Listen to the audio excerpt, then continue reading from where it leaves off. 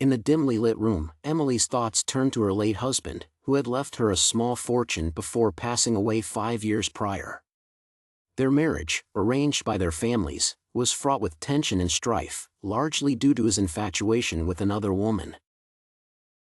His volatile temper led to a severe health issue, and I ended up signing his critical condition notice. I never loved him. I resented him for his unfaithfulness and abuse. After his death, Emily's business merged with his, and her wealth grew, but her life became hollow, filled only with money. Her best friend, noticing her robotic existence, decided to take drastic measures to revive her spirits. Emily, which one do you like? Just tell me. In the private room stood several handsome men, each exuding unique charm and sensuality. Emily scanned them, unsure of what to say. Why did they choose to become male models? If you don't choose, it means you want them all, right? Without waiting for Emily's response, her best friend slammed the table and decided to keep all 7 or 8 male models, turning the room into a festive atmosphere. Emily's eyes, however, were drawn to a different boy, young, with smooth, fair skin, and a sullen expression. First time out? Yeah. Intrigued by his unpretentious demeanor, Emily leaned closer, offering him her glass of wine. Can you drink? I can't, and it doesn't taste good. Emily's interest grew. She leaned on him, tracing his earlobe lightly with her finger. How old are you? Ethan shifted uncomfortably, lips pursed. Why did you decide to do this? Do you like older women? I don't. I only like money. Emily's curiosity piqued further. I have a bit of money. How about? She lifted his chin and brushed her lips against his lightly. Ethan immediately blushed, stiffening. How much would satisfy you? 100,000, 200,000, or 300,000? Ethan's eyes widened at the mention of 100,000. How about you stay with me for a month? I'll pay you 20,000 a day. The other male models, overhearing, were envious but didn't dare to act. Emily's best friend held them close. Tell me, what's your name? Ethan. Ethan? She took his hand and placed it on her thigh. Do you like this? Though over 30, Emily was still charming, with a voluptuous figure and a youthful face. Ethan, facing such a situation for the first time, had sweaty palms, not daring to move his hand. Suddenly, there was a commotion outside. As Emily turned to see, Ethan quickly escaped her grasp, withdrawing his hand. The troublemakers reached their door. Just as Emily was about to check, Ethan stood up and rushed out, anxiously pulling a girl to his side and draping his jacket over her shoulders. Emily's voice carried a rare edge, and I could see the determination in her eyes. I smiled knowingly and followed her outside. A table of guests had gotten drunk and started harassing a female dancer. A dispute broke out, and they began to fight. Coincidentally, it was the table next to ours. The dancer was hiding behind Ethan, her torn blouse and the slap marks on her face clearly indicating that the drunk man had initiated the trouble. Do you know where you are and whose territory this is? How dare you behave like this? Who do you think you are? Without wasting words, Emily picked up a bottle and smashed it against his face. The sudden violence shocked everyone around, including me. Emily's boldness stemmed from her strong background. Her father's influence was formidable, spanning both legal and less-than-legal realms, making her a force to be reckoned with. The drunk man, unaware of who Emily was, became furious after being hit with the bottle. He threatened to retaliate, but before he could act, a nearby bartender quickly restrained him. A single punch could have escalated the situation, potentially causing chaos in the entire bar. The staff swiftly subdued the drunk man. Emily spat disdainfully and then turned to see the dancer still clinging to Ethan. Wait, I just helped you, and now you're trying to steal my friend's man? I quickly lowered her hand. Ethan blushed even more at the mention of my friend's man. I'm not. I'm his sister. Emily and I were taken aback. We scrutinized their features and had to admit they did look quite similar, with a striking resemblance that evoked sympathy. So, you're siblings? Why didn't you say so earlier? The dancer smiled and nodded, then gently pushed Ethan away. Go back to work. I'm fine. Ethan refused, still holding her wrist and looking at the marks on her face with concern. Seeing that it was getting late, I took the opportunity to pull Emily away, giving Ethan an excuse to leave. Let's call it a night. You two should head home as well. Emily, still tipsy, hiccuped. Right, I decide when we close early. The bar owner, not daring to offend Emily, reluctantly told the siblings they could leave early. Ethan and his sister looked at us in disbelief, clearly surprised by the unexpected kindness. The dancer was the first to react. She walked over, clasped her hands together, and thanked us. No need. That drunk man deserved it. We enjoy dealing with people like that. By the way, what's your name? I'm Grace, but you can call me Little Grace. Their names were similar, and they looked alike too. I muttered to myself as I dragged the drunken Emily away. Before leaving, I threw a playful wink at Ethan, who shyly looked away. Once in the car, Emily didn't forget to invite a few male models to her place. I sighed and smiled, deciding not to disturb her, and headed home to rest. Later that night, after a shower, I was sitting at my vanity applying a face mask when an unfamiliar number called. It was odd since my private number wasn't easily accessible. Curious, I answered. Who is this? There was a moment of silence before a hesitant voice replied. It's me.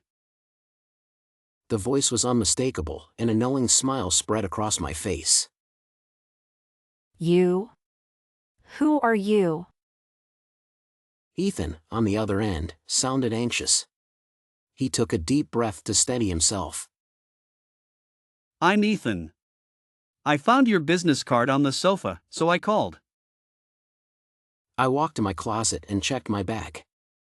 Sure enough, the only business card I had was missing. I had intended to give it to a business partner for a real estate deal. You're quite observant. Ethan paused before continuing. So, do you mean what you said? Of course. I always keep my word. Then, if I agree to your terms, will you really give me the money? Ethan's cautious tone made me think. I had a strange feeling that he wasn't doing this for the money, but I couldn't figure out why. If you behave, I'll take care of you. You? He found my words embarrassing but finally accepted them. All right, I'll do as you say, but you can't go back on your promise about the money. Feeling intrigued, I stood by the window, looking at the night view outside. I'll give you an address. You can come over. I waited for him for nearly 2 hours. My carefully curled hair had loosened, and I was starting to feel sleepy. When he finally arrived at my house, I opened the door, stifling a yawn. I'm sorry, the bus was delayed. The bus? I thought he would take a taxi, but it didn't really matter. I sat on the couch in the living room and patted the spot next to me. Close the door and come sit next to me. Ethan did as he was told, glancing around my house as he walked in.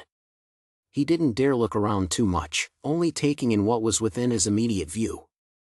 He was visibly nervous, clutching his sleeves tightly and walking quickly. Come here. I beckoned him with a wave, letting my loose-fitting nightgown slip off my shoulder. Ethan lowered his head even more and sat beside me, his entire body tense. At first, I didn't say anything, waiting to see what he would do next. To my surprise, he sat there stiffly for 5 or 6 minutes, not moving at all, like a statue. If it weren't for his flushed ears, I might have thought he was daydreaming. Do you know why I called you here? Yes. I stroked his chin and curled myself onto his lap. If you know, why aren't you doing anything? Are we just going to sit here staring at each other all night? Where should I start? His innocence made me want to tease him even more. Where do you think you should start? I placed his hand on my chest.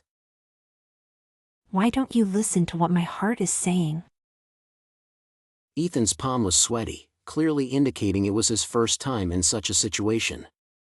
Guiding his hand, I led him to explore deeper, watching his breath quicken. I leaned in and blew softly into his ear. Do you really not understand, or are you just shy? I chuckled softly. Ethan paused, then turned to look at me. His gaze traveled down from my face, and he opened his mouth, his voice hoarse. Sis. Then he broke free from my hand and took control, pressing me down onto the couch. I smiled at him in surprise. I told you, men have a natural talent for this, regardless of age. Isn't that right, Ethan? Ethan's expression was a mix of restraint and determination. He didn't respond to my words but leaned down to place the first kiss on my neck. His lips were moist and soft, like a dragonfly skimming the surface, sending a tingling sensation through me. His inexperienced yet instinctive actions left me feeling a bit helpless. He didn't know how to please me, and his youthful enthusiasm didn't take my feelings into account. But this was all within my expectations. I didn't criticize or blame him. When it was all over, and he lay in my arms, panting for breath, I gently stroked his earlobe and murmured, You did well for your first time. How do I compare to your husband? His sudden question made my hand freeze in mid-motion. Husband? That man who used to mistreat me? He never treated me gently. He wouldn't touch me when he was sober, because I could never compare to the woman he held in his heart. He would only use my body to vent his frustrations when he was drunk and irritable. Even then, he would cover my eyes and say, I hate it when you look at me like that. You're not her. You don't deserve it. Those years with him were filled with nothing but humiliation and subservience. He never once looked at me with respect. Such a person wasn't worth remembering. You're much better than him. I admitted, though I felt a twinge of displeasure in my heart. I didn't show it on my face. Did I say something wrong? His eyes, as clear and innocent as a fawn's, held a hint of fear and remorse. If you take good care of me, I might forgive you. He recognized the opportunity. He pulled the blanket off us. I admit, I was conquered by this younger man, nearly 10 years my junior. Ever since Emily made it clear she was supporting Ethan, he no longer needed to work at the bar. Emily bought him clothes, cooked for him, and got him the astronomy books he loved. Their relationship grew more intimate, with Ethan dropping the sister formality and addressing her by her first name. They maintained a harmonious arrangement, with money exchanged for services rendered. Except for the daytime when Emily had no idea where he went, Ethan would usually show up at her place punctually every evening, spending the entire night with her before disappearing again the next day. Ethan, where do you go during the day? Ah, just here and there. Nothing special, really. Emily transferred money to his account daily, and logically, he should have accumulated a decent amount by now. Yet, he was always frugal, taking the bus to her place. Why don't you take a cab, Ethan? I can sleep on the bus, it's a good way to rest. His words made Emily worry about his well-being. Later, she became suspicious when Sophia made a joking comment during a phone call. These male models nowadays are so desperate for money. Look at the ones I support, they even take medication. Maybe that sweet-looking Ethan is working 2 jobs, spending nights with you and days with someone else. Sophia laughed maniacally over the phone. Emily frowned but didn't respond, though she couldn't shake off the discomfort. One day, Emily accidentally found Ethan's bag at her place. After hesitating, she decided to look through his personal belongings. Besides some clothes and books, she found a business card with a woman's contact information and a bright red lipstick mark on it. Sophia was right. This guy must be in great shape. I've been worrying for nothing. She picked up her phone, intending to confront him, but then she thought, why should she care so much about someone who could be easily replaced? So, she put the phone down, too proud to ask him about it. That evening, Ethan arrived on time, drenched from the rain. I forgot my umbrella. Remembering the business card, Emily's initial concern turned cold. In that case, dry yourself off at the door before coming in. She turned away and headed to her bedroom. She didn't need to see his bewildered expression to know how he felt. But she wasn't going to trust that face anymore. After a short nap, Emily woke up around midnight and decided to check the door, expecting him to have left in anger. To her surprise, Ethan was still there. He stood at the door, shivering, his clothes now dry but his body trembling with cold. Just a little longer, and I'll be dry. You. Were you really planning to dry yourself off here? Ethan lowered his head, looking innocent and unsure of how to respond. You do whatever I ask, so why won't you tell me where you go during the day? Are you afraid I'll find out about your other benefactor? Ethan's handsome face furrowed in confusion. What are you talking about? Isn't it obvious? My money isn't enough, is it? You could have discussed it with me. Why serve 2 masters? Aren't you exhausted? Or will you do anything for money? Ethan's expression shifted from confusion to sorrow. He remained silent for a long time before turning and opening the door. As he left, the storm outside raged on, but he didn't ask for an umbrella, walking away alone in the rain. Emily didn't chase after him. Instead, she slammed the door shut and kicked the shoe cabinet in frustration. Early the next morning, Sophia called her. I heard you kicked him out. Once unfaithful, always unfaithful. The boss mentioned some new faces recently. Want to check them out? I made sure to request some young, cute ones just for you. Emily was irritated and didn't want to go, but the thought of Ethan leaving without a word made her even angrier. Who knows, he might be with another woman right now. In a fit of rage, she agreed to go with Sophia to that chaotic, hedonistic place. This time, Emily expected to see Ethan, but instead, she saw someone she never imagined in her wildest dreams. Emily, that! He's not just a lookalike, he is James. What? Sophia was stunned, frozen in place with shock. I wasn't trying to be dramatic, but I had seen the birthmark behind his ear. The location, shape, and size of that birthmark were unmistakable. Even if someone looked exactly like James, they couldn't have the same birthmark. Moreover, in a world so vast, it's common to find people who resemble each other. But to look like a mirror image, down to the smallest detail, was suspicious. Even identical twins aren't this identical. He had to be James. After the man on stage finished his dance, Sophia and I had someone bring him to my room. The moment he walked in, he looked at me with utter shock. Is it really you, honey? Honey! He cried, kneeling in front of me, clutching my legs and sobbing. Please, help me! Sophia gave a signal, and her people closed the door, leaving just the three of us in the room. Let go, I pushed him away, disdainfully wiping the tears off my dress with a tissue. You're not dead. Why did you fake your passing? Because someone wanted to harm me. My parents were harmed by them. I was terrified, so I faked my passing. But even that didn't work, they found me. I was hiding in a country, hoping to never contact you again so you'd be safe.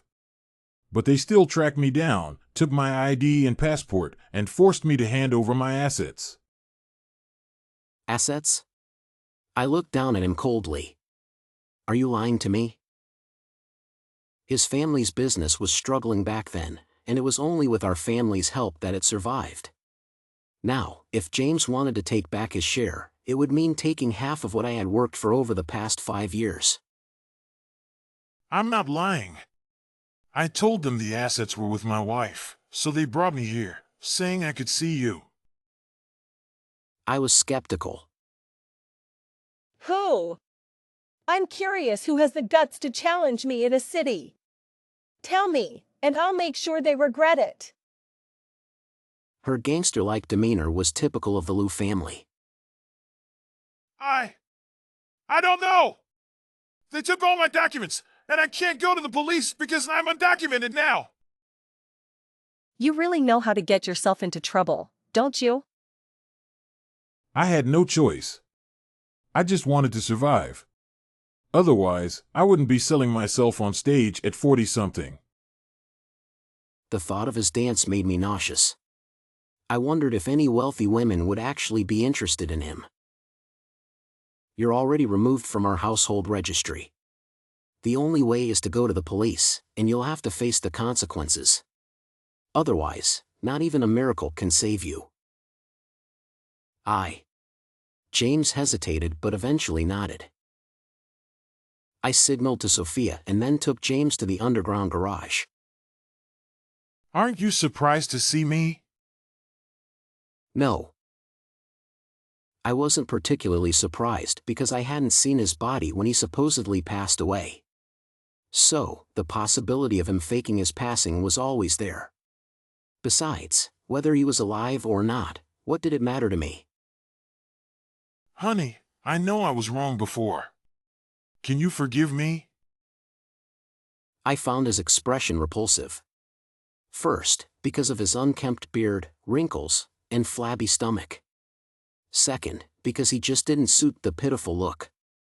If it were Ethan, it would be much more pleasing to the eye. The past is the past. Once I deal with those people, we'll get divorced immediately. James said nothing more. I set the GPS to the nearest police station and was about to start the car when a hand suddenly reached over, and I smelled a pungent chemical odor. As I lost consciousness, I saw James's twisted face. When I woke up, I was in a dimly lit room with no windows, only a small slit in the iron door for ventilation. I tried to move, but found my hands bound and my feet chained. I chuckled. James, you really came back for the money, didn't you? A figure emerged from the darkness. It was James, looking down at me. What? I leaned back lazily, disdainfully saying, couldn't get the money while married, so you faked your passing? You're really pathetic. Faked passing? The man in front of me sneered. He didn't fake his passing. I was taken aback. What do you mean? The James in front of me peeled off the birthmark behind his ear, then removed fake eyebrows and a false nose, wiping his face with a clean towel to reveal his true skin tone. It was then I realized he was just a look-alike, a fake James. The room was filled with tension as Ryan revealed his sinister intentions. Before James passed away, he told me he would leave all his assets to his wife because he felt guilty towards her. But I followed him for so many years, working tirelessly and paving the way for him, and he left me with nothing. Why? Why? So I planned his demise.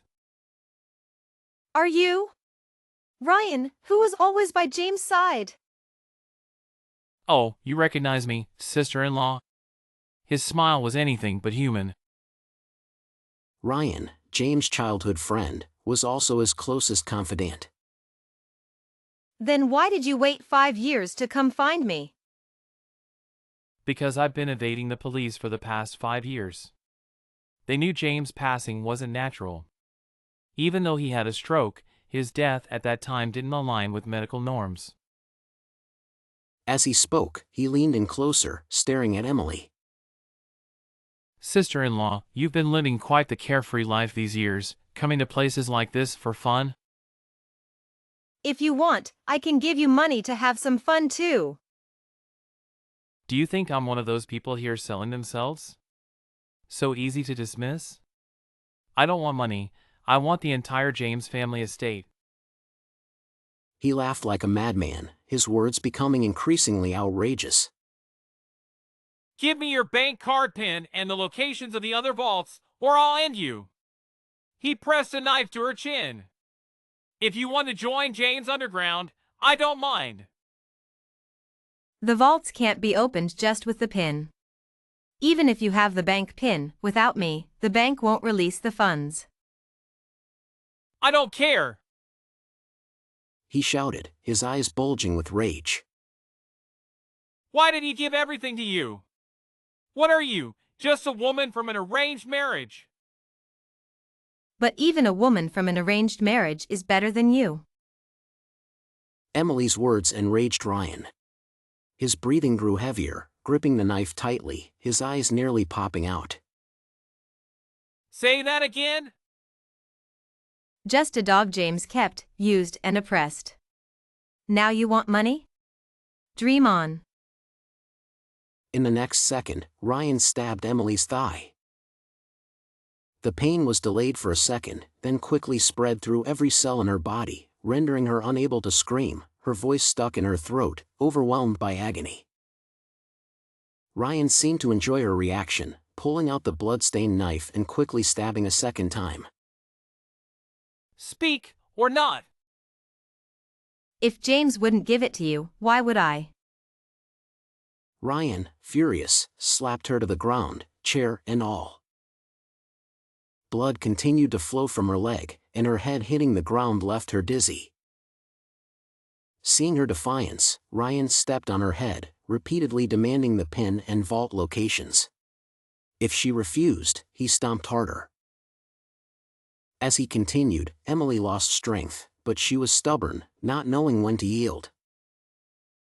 But looking at Ryan, this madman, how could she believe he'd let her go after getting the information? If she told him, she'd surely join James. Time passed slowly. Ryan beat her until she lost consciousness, his shouts fading as she blacked out. In the darkness, someone called her name, gently wiping the sweat from her forehead with warm fingers. She heard him whispering by her ear, tidying her hair. But she had no strength to wake up. Before opening her eyes, she fell asleep again. She didn't know how long passed before she finally had the strength to open her eyes. She saw a white ceiling. Am I in a hospital?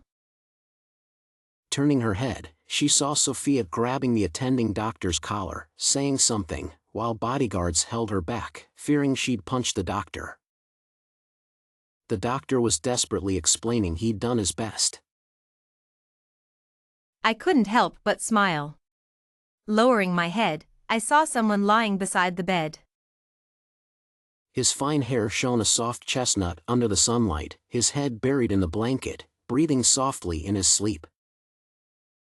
I raised my hand to gently touch his nearly transparent ear, startling him awake. Emily, you're awake? Hearing she was awake, Sophia rushed over, crying like a mother at her daughter's wedding. Emily, you're finally awake. You scared me to death. All right, stop wailing. Sophia wiped her tears and told Emily. Don't worry, I took care of Ryan. He'll have a colorful time in prison. Good. Then Sophia glanced at the young man beside her, rubbed her nose, and whispered. There's one more thing. We really misunderstood this kid before. He and his sister have a grandmother to take care of, so he's at the hospital during the day, and his sister at night. There's no second benefactor. Emily had already guessed. When he appeared at the hospital, she understood. So she asked Sophia to leave, leaving just the two of them in the room. Want some water? Not mad at me anymore? He lowered his head, adjusting her forehand, then poured a glass of water, feeding her spoon by spoon. In the sunlight, his fair skin glowed softly, everything so heartwarming. Do you remember what I said to you before? I forgot. He lowered his eyes. I'm sorry. He was surprised, his eyes brightening. I was presumptuous. I'm sorry for what I said. I apologize for misunderstanding you. It's okay. I'm a guy, I won't hold a grudge. Then, when you have time, take me to meet your grandmother.